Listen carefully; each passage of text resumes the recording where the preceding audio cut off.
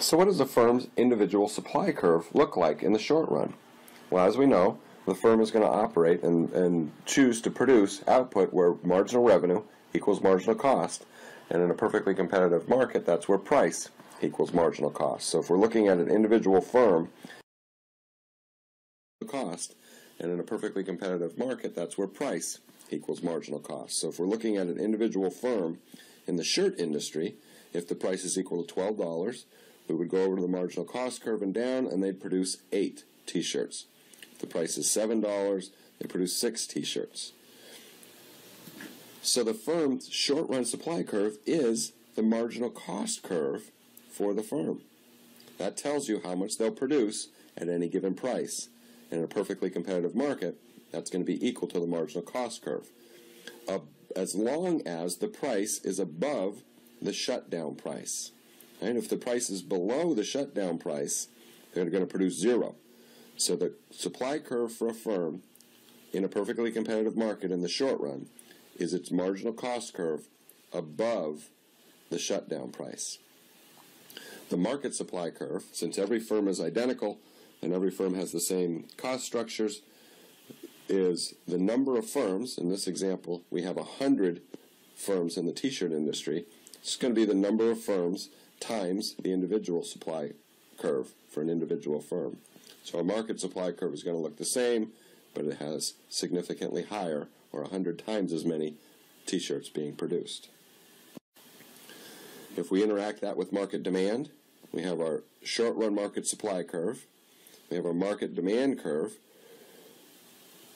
For the market, this is downward sloping. For any individual firm, it's flat because the firm is a price taker. But the market demand for t-shirts obeys the law of demand. What if they intersect at a price of $7? How does that impact an individual firm?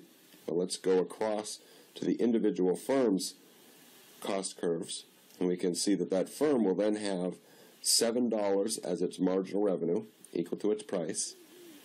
That crosses the marginal cost curve at 6 shirts per minute. And given this average total cost curve, there's going to be a break-even situation for this firm. There'll be no economic profits being earned, so no other firms are going to enter the market. Suppose instead we had a different market demand curve. Suppose the market demand curve were out here. This would give us a price that's higher, maybe $8. If that's the case, we could go across to an individual firm and say that marginal revenue equals 8. Under these circumstances, we might see a different outcome in the market. Marginal revenue equals marginal cost at a quantity greater than 6, maybe 7. And what we would see is economic profits being earned by this individual firm in the short run. And in the long run, those economic profits would increase the number of firms in the market and drive the short-run market supply curve to the right.